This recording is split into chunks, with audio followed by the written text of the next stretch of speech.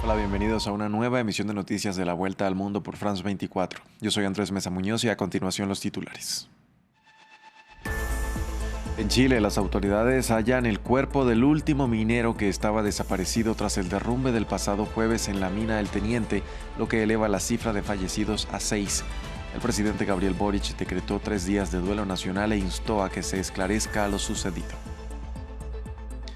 Seguidores del expresidente Jair Bolsonaro se manifestaron en varias ciudades de Brasil en rechazo al juez que supervisa el caso contra el líder derechista y también contra el presidente Luis Ignacio Lula da Silva, quien dijo que el país no permitirá que alguien de extrema derecha vuelva a gobernar.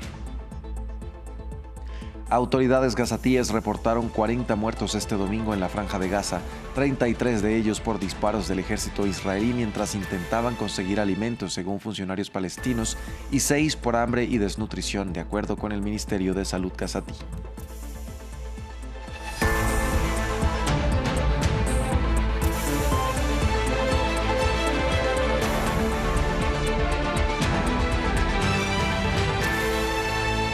Vamos a empezar en Chile. Los rescatistas que trabajaban desde el lunes para encontrar a los mineros atrapados en la mina El Teniente hallaron al último desaparecido. Así, las autoridades confirmaron la muerte de 6 trabajadores. El presidente Gabriel Boric, además de ofrecer sus condolencias a las familias de los fallecidos, prometió una investigación para esclarecer las causas del suceso. Chile se reencontró con un fantasma, un derrumbe causado por un sismo de 4,2 en la escala de Richter, que dejó 6 muertos y otro trauma para la posteridad. Tras el hallazgo del último desaparecido, se cerró una etapa. Hoy, finalmente, a las 15:30 horas, hemos encontrado al último de los trabajadores de la mina El Teniente que se encontraba desaparecido. Como lo hemos desarrollado en los demás casos, se dispuso los peritajes de rigor para establecer sus identidades. Un drama que la zona no conocía desde 1990, cuando otro siniestro dejó el mismo número de fallecidos que esta semana. El otro precedente, y quizá el más mediático, se dio en 2010 cuando un grupo de 33 mineros quedaron atrapados en una mina durante 2 meses. Pero con el trabajo de los rescatistas cumplido, llega la etapa de las respuestas. Comienzan inmediatamente otras etapas. La de esclarecer los hechos, qué fue lo que sucedió. El presidente del directorio de Codelco, conversamos antes, y acaba de decir públicamente que encargará una auditoría internacional, porque acá se requiere plena objetividad y que no exista ningún tipo de defensa corporativa para establecer no solamente qué sucedió, sino cuáles son las responsabilidades de lo sucedido, y eso se establezca claramente por la memoria y el respeto que le debemos a las familias de los mineros fallecidos, y también por el respeto que tenemos por los trabajadores de la minería en Chile. Una investigación que deberá responder si el sismo fue provocado por las mismas perforaciones de la estatal chilena Codelco o si el fatal siniestro fue causado por la misma naturaleza, porque Chile es el mayor productor mundial de cobre y además se encuentra en el denominado Anillo de Fuego, una zona sísmicamente activa que rodea las costas del Océano Pacífico.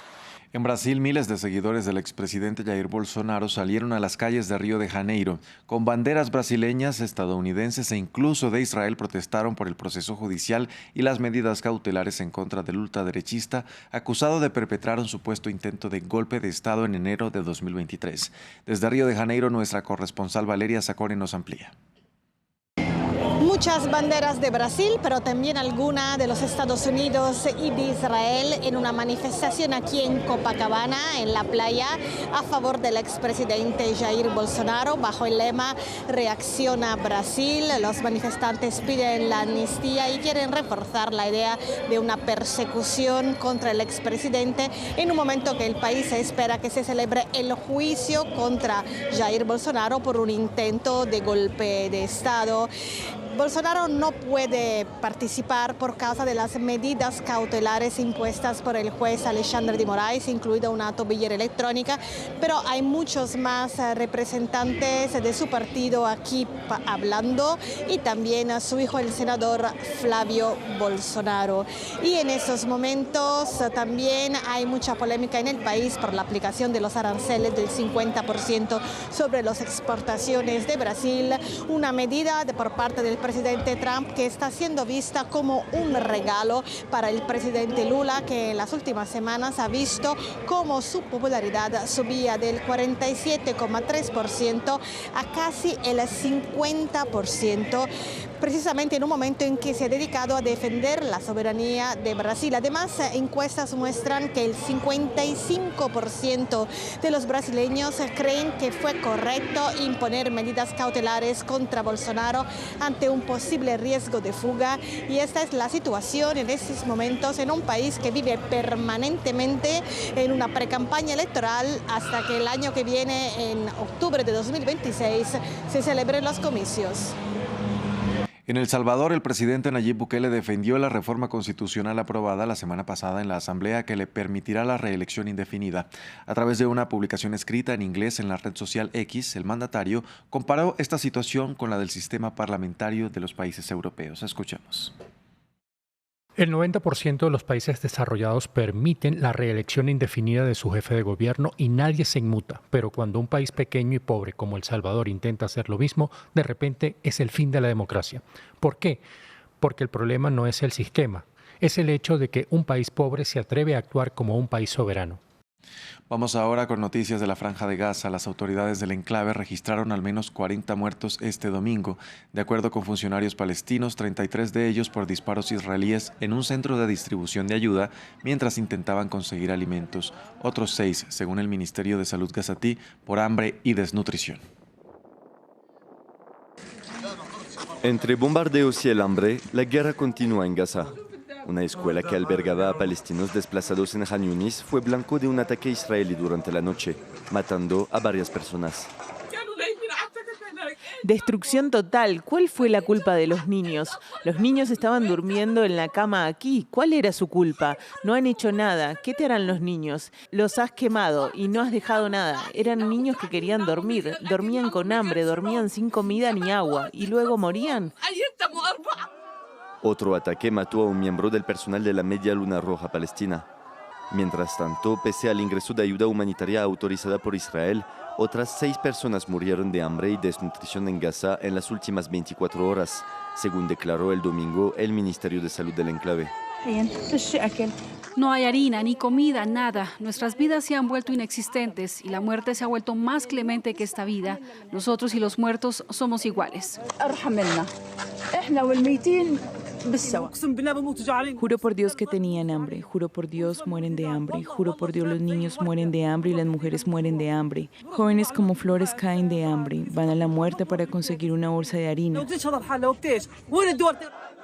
Las nuevas muertes elevaron el número de muertos por hambre a 175, incluidos 93 niños, desde que comenzó la guerra. Las agencias de Naciones Unidas dicen que los lanzamientos aéreos son insuficientes y que Israel debe dejar entrar mucha más ayuda por tierra y abrir el acceso al territorio para evitar una hambruna. Entre tanto, el primer ministro israelí Benjamin Netanyahu pidió también este domingo al Comité Internacional de la Cruz Roja el suministro inmediato de comida y atención médica a los rehenes. Desde el brazo armado de Hamás aseguraron que darán permiso a la Cruz Roja para asistir a los secuestrados en su poder siempre y cuando Israel establezca corredores humanitarios de forma normal y permanente para la entrada de alimentos y medicinas a la Franja de Gaza. Ves a los rehenes consumiéndose en una mazmorra, pero los monstruos de Hamás que los rodean tienen brazos gruesos y carnosos, tienen todo lo que necesitan para comer. Los están matando de hambre de la misma manera que los nazis mataron de hambre a los judíos. En el sudeste de Siria, los habitantes que no han huido de la ciudad de Sueida denuncian la continua presión ejercida por las autoridades de Damasco 2 semanas después del cese el fuego. La tensión sigue viva luego de que grupos armados atacaron a miembros de las fuerzas de seguridad, matando a uno, según informó la cadena estatal Ekbarita TV. La población, en su mayoría drusa, pide el fin de lo que llama el bloqueo por parte de Damasco. Los detalles en el siguiente informe.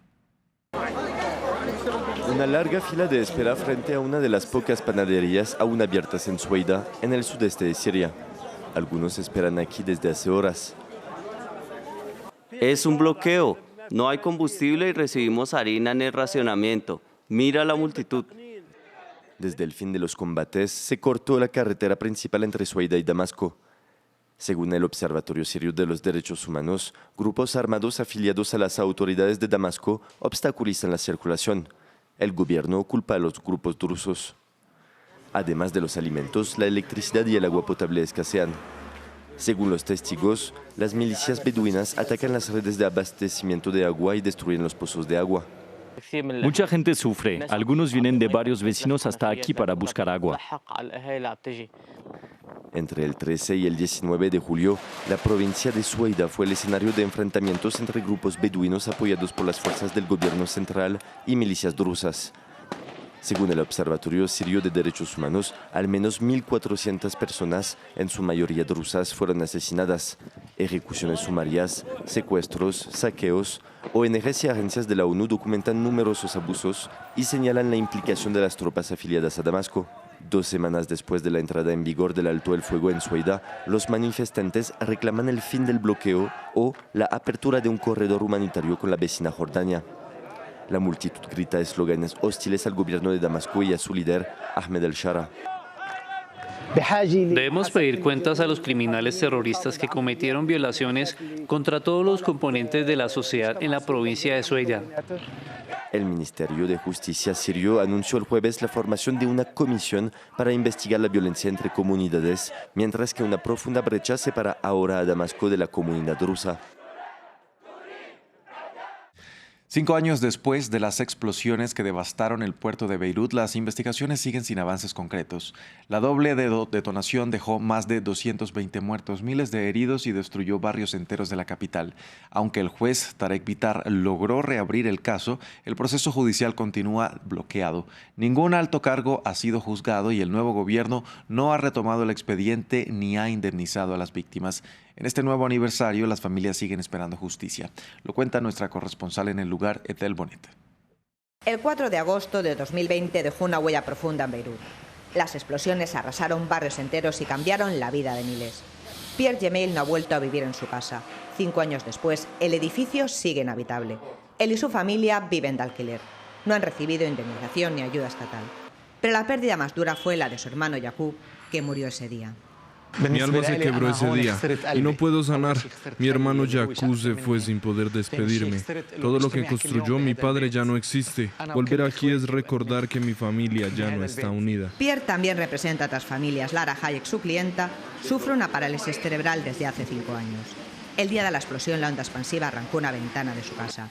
La estructura metálica le golpeó la cabeza, provocándole una hemorragia interna. Desde entonces, Lara permanece hospitalizada, sin movilidad, sin habla y con dolor crónico. Su madre, Nao, ya viuda, la cuida sola. Cada día recorre 50 kilómetros hasta el hospital, asumiendo todos los gastos sin recibir apoyo del Estado. Ustedes causaron esto. Nos mataron. Mi hija lleva 5 años en una cama. ¿Quién se hace cargo? Nadie. No hay humanidad, no hay protección en este país. 5 años sin avances. Ante el vacío institucional, jóvenes como Lynn Harfouch impulsan el cambio desde el Bloque Nacional. Su sede también fue dañada. Ella sobrevivió de milagro. Hoy abren espacios de diálogo entre abogados, activistas y autoridades. Buscan garantizar una investigación independiente y sin bloqueos. Lo ocurrido en el puerto no es solo una tragedia humanitaria, es una cuestión política, un fracaso del gobierno anterior. Si el nuevo gobierno no actúa, serán 2 administraciones que habrán fallado a los libaneses. Cada 4 de mes, los familiares de las víctimas vuelven a este lugar. 5 años después, no hay condenas, ni verdad judicial, ni reparación. Solo queda un compromiso: que lo ocurrido no caiga en el olvido, que Beirut no olvida a sus muertos, ni las autoridades a los responsables. En España, la Agencia Estatal de Meteorología alertó de la segunda ola de calor del verano que se espera a partir de este domingo. El evento podría dejar temperaturas de hasta 42 grados Celsius en algunos puntos de la península ibérica y casi 1.000 municipios están en alerta por el alto riesgo para la salud. La agencia estima que esta ola de calor podría durar hasta el domingo 10 de agosto. Terminamos en Ucrania y las imágenes de un santuario para gatos que brinda atención a los animales que también sufren los estragos de la guerra. El refugio lleva por nombre El Principito y está ubicado en la ciudad de Kharkiv. Hasta allí llegan cientos de estos felinos rescatados en misiones o llevados allí por sus dueños, ya sea porque deben enlistarse en el ejército o porque deben abandonar sus hogares. Allí también reciben rehabilitación a la espera de un nuevo hogar. Con estas imágenes despedimos este informativo. Gracias por acompañarnos. Continúen con toda nuestra programación.